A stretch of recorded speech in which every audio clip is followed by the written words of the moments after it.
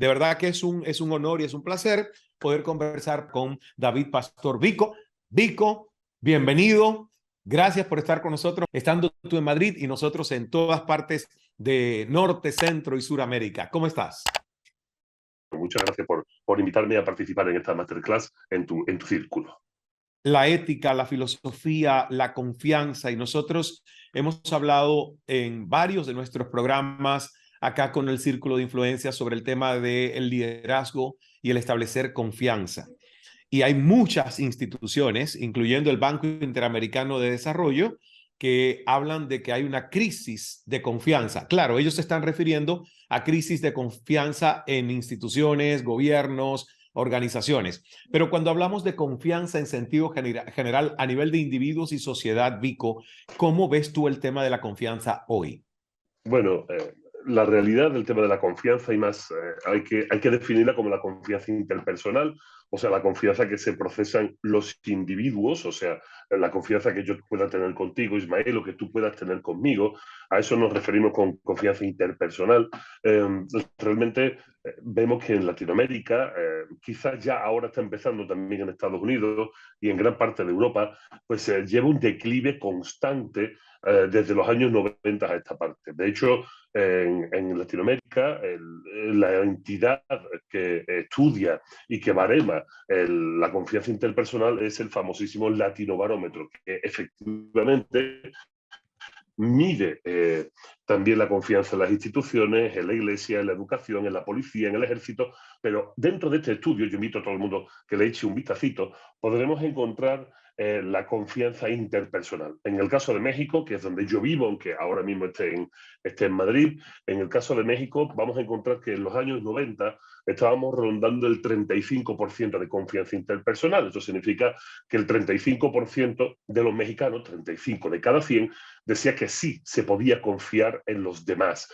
Esa es la pregunta. Cuando preguntamos qué es la confianza o cuando preguntamos cómo podemos medir la confianza, es una pregunta que se postuló ya en el año 1942 por una socióloga alemana. Esto no es algo nuevo, esto es algo que tiene mucho recorrido, que en Estados Unidos, por ejemplo, la primera vez que se midió fue en 1968, y que dio el dato de que más del 50% de la población norteamericana de la época decía que sí se podía confiar en los demás. Bueno, pues el dato mexicano, para volver a lo que decíamos, estaba rondando el 35% en los años 90 y hoy en día tiene una horquilla de entre el 10 y el 14% de la población.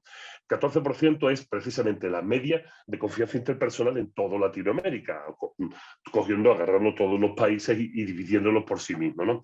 De tal manera que tan solo 10, o bueno, en este caso 14 de cada 100 latinoamericanos dice que se puede confiar en los demás.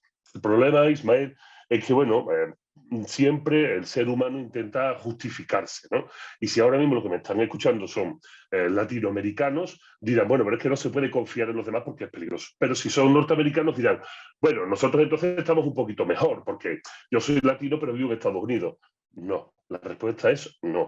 Están un poco mejor. Ahora mismo Estados Unidos ronda ese 35% que tenía México en los años 90, pero va en caída libre, y de hecho de ese 35% que Estados Unidos arroja, cuando se hace el estudio en los jóvenes de menos de 25 años, el dato es pavoroso, porque de esos 35 resulta que uno de cada 5 sigue confiando, pero los otros 4 ya no confían.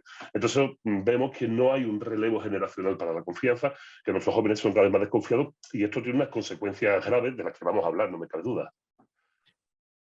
Hay el nivel para entonces entender la confianza interpersonal. En este momento, el nivel es más bajo que la confianza hacia las instituciones. ¿Cómo se comporta esa relación del interpersonal a nivel de confianza con ese otro índice que mide cómo nosotros nos vemos ante las instituciones que nos representan, entiéndase los gobiernos, Vico? Pues mira, lo que sucede en Latinoamérica fundamentalmente es que la gente se siente muy despegada de sus propios gobiernos. Cuando se hizo el último estudio del Latinobarómetro en México, la confianza en el gobierno había subido de una manera puramente coyuntural. Había subido porque ganó Andrés Manuel López Obrador, más de 30 millones de votos se fueron para él, y justo cuando se hace este estudio hay un momento de euforia. Sin embargo, los latinoamericanos se sienten muy despegados de sus entidades de gobierno, no las las sienten como propias y las entidades que les dan más confianza son pues aquellas que no van ligadas a gobierno, como por ejemplo el caso de las universidades, como la UNAM, universidades autónomas, y, ojo, muy interesante, la Iglesia. La Iglesia es un órgano descentralizado, afortunadamente, en la mayoría de los países. La mayoría de los países se consideran laicos, aunque tengamos un número muy grande de gente creyente en Latinoamérica, pero al ser laico, bueno, pues no hay una vinculación estrecha entre gobierno e iglesia, y a pesar de todos los escándalos que conocemos de la iglesia, y perdón, de las iglesias, porque no solo hay un culto en Latinoamérica, hay muchos cultos, bueno, pero como está desplegado del gobierno, de alguna manera la gente confía más en ello.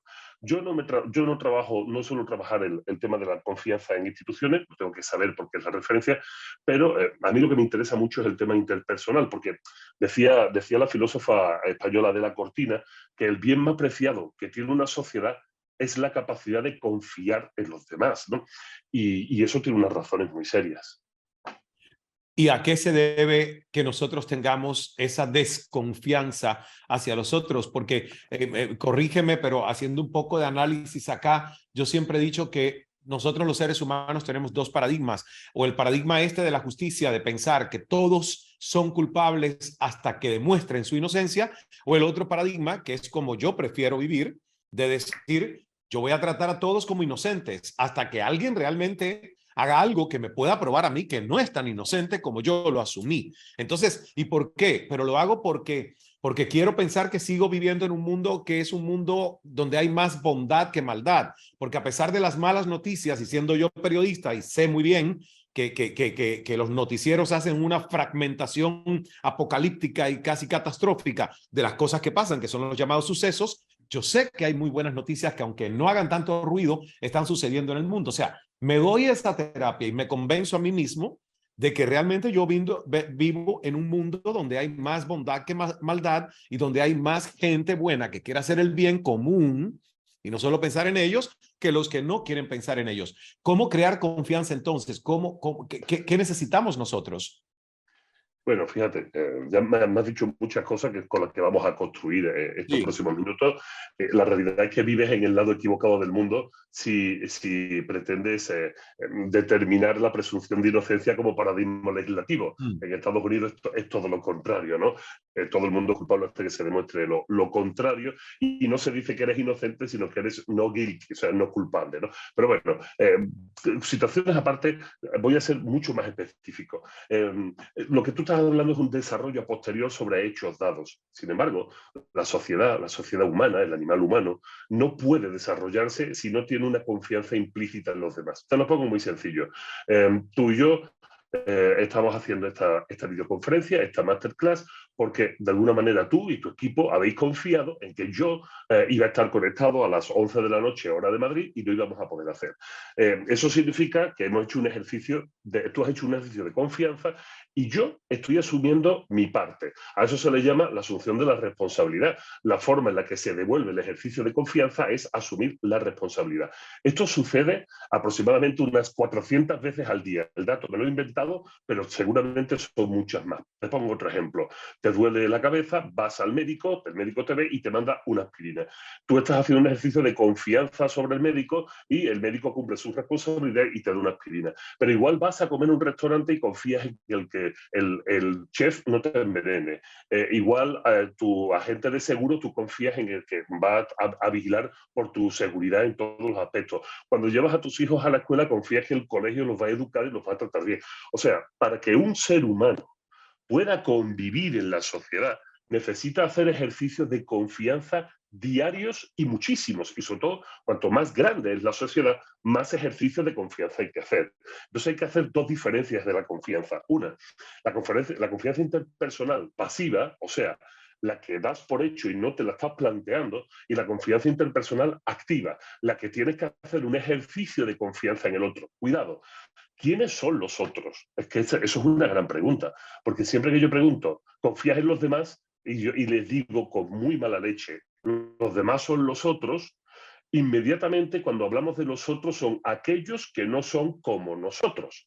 Nuestra mente es muy perversa, nuestra mente es muy, falla mucho, es muy imperfecta. Nuestra mente llena los espacios vacíos con la información que cree cierta. Y en el momento en el que yo hago esa afección y digo los demás, y digo los demás, podemos entender que son, por ejemplo, las 21 personas que están en esta sala ahora mismo escuchándome. Esos son los demás. Hay algo que nos une a todos, que es estar en este círculo, y es algo que nos une a todos, que es la confianza en el contenido de este círculo. De tal manera que si yo dijera a los demás, pues podríamos decir, sí, yo confío en los demás. Pero cuando digo nosotros, pensamos que son, por ejemplo, por esta situación aquí ahora, que son las miles de personas que están fuera de este 21.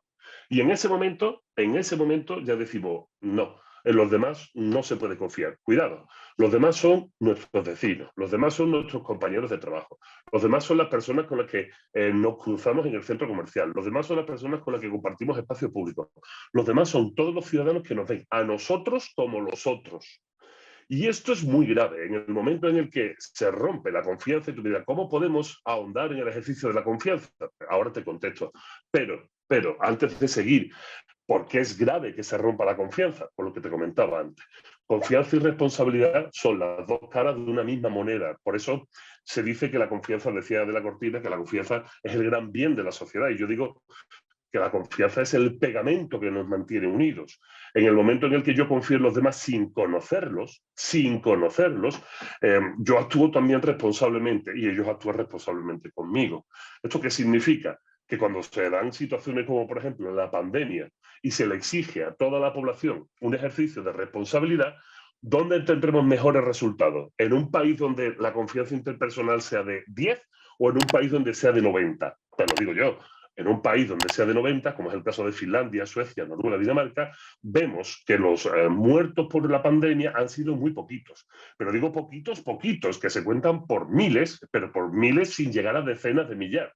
Sin embargo, en países donde el índice de confianza se ha desplomado, la responsabilidad también se ha desplomado, de tal manera que no se actúa responsablemente, cada uno hace la ley de sus pistolas, cree lo que le da la gana, piensa que hay microchip en las vacunas, piensa que a él no le va a pasar porque come chile, o piensa que no le va a pasar porque bebe vino tinto. Esto que estoy diciendo parece una tontería, pero fue lo que arguyeron, por ejemplo, los italianos, los españoles decían que comían naranja y que no le iba a dar, algunos mexicanos como en Puebla, el gobernador de Puebla dijo que no les iba a dar porque ellos comían chile. O sea, de verdad, el ser humano llega a decir este tipo de estupideces, ¿no? Y entonces no se asume el papel fundacional de la sociedad, que es confiar en los demás y ser responsable, y pues tenemos lo que tenemos.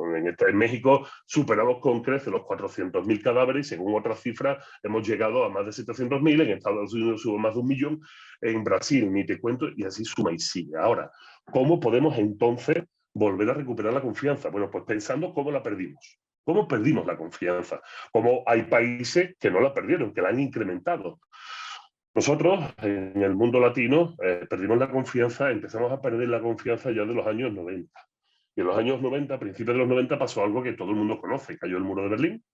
En las políticas norteamericanas, que eran las hegemónicas y siguen siendo las hegemónicas en el mundo occidental, giraron mucho más a un conservadurismo neoliberal, simplemente porque el enemigo ya había desaparecido y no había que mantener ese equilibrio que se mantenía durante los años 50, 60, 70 y 80, cuando el enemigo ruso decía, aquí vivimos muy bien, y entonces los norteamericanos decían, pues tenemos que combatir, aquí se vive muy bien, con políticas semejantes. No hay que olvidar que fue Roosevelt el que abogó en la segunda carta de la Casa Blanca porque en Estados Unidos hubiera una educación de calidad y gratuita, hubiese una sanidad de calidad y gratuita, hubiese un acceso a una vivienda digna. Estas son palabras de Roosevelt, esto no me lo he inventado yo, carta segunda desde la Casa Blanca, por ejemplo, simplemente porque estaba el demonio soviético. Cuando desaparece el demonio soviético, bueno, pues son aquellos momentos en los que Ronald Reagan le da por echar a todo el mundo que trabajaba en los aeropuertos, empieza a hacer lo que le da la gana,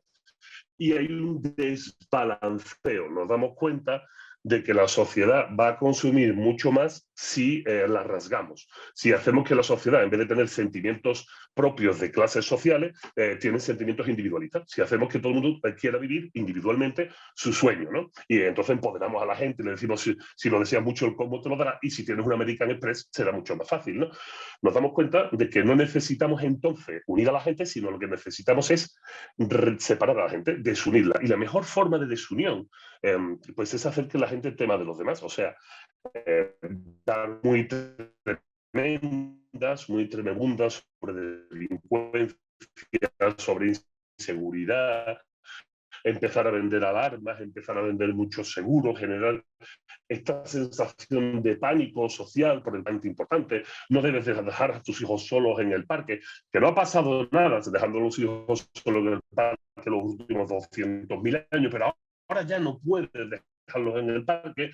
Empezamos a generar todo este miedo y claro, si dejo a los hijos en el parque genero parques de atracciones, genero babysitters, genero actividades extraescolares, genero parques donde están vigilados todo el tiempo, pero tienes que pagar. O sea, toda una industria basada sobre todo en dar de comer a individuos que no se sienten parte de una comunidad porque desconfían de ella. Te voy a dar un dato para apoyar esto que estoy diciendo sobre lo positivo, porque si no va a parecer esto un discurso medio comunista y es lo más alejado de lo que quiero hacer. Yo no tengo ningún tipo de ideas semejantes a esas, ¿no?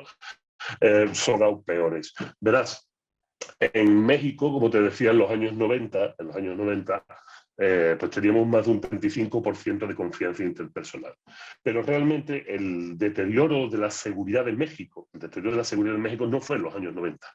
El deterioro de la seguridad en México empieza a partir del año 2006. En el año 2006 es cuando entra Felipe Calderón al gobierno del país, se desata la guerra con el narco y tenemos una subida vertiginosa hacia tasas de homicidio fuera de lo común, hasta llegar este año, por ejemplo, en 48.000 asesinatos. Sin embargo, la curva de confianza en el año 80, en el año 2006, había bajado del 35 al 15. ¿Esto qué significa? Que no porque aumente la delincuencia y la inseguridad baja la confianza, sino que es al revés. Cuando las familias, la gente se vuelven desconfiada, se encierran en sus casas, se retraen, sacan a sus hijos de la calle, se encierran, se ponen televisores más grandes, ponen seguridad en su puerta y entonces dejamos los espacios públicos al dominio de los malos. Dejamos los espacios públicos para que los malos se hagan dueños de ellos. Y entonces, ¡boom!, sube. Sin embargo, nuestro cerebro defectuoso nos dice, no, es que si desconfiamos de los demás es por la inseguridad. Pues no, la estadística nos dice que es todo lo contrario, que los demás se aprovechan de que hemos desconfiado de la gente. Si volvieran a jugar los niños en la calle, si volviéramos a hacer las quinceañeras en la calle, si volviéramos a hacernos de los parques, si volviéramos a poseer los espacios públicos que no son propios, seguramente los malos tendrían que buscarse otro sitio, pero no sé si estamos dispuestos a hacerlo.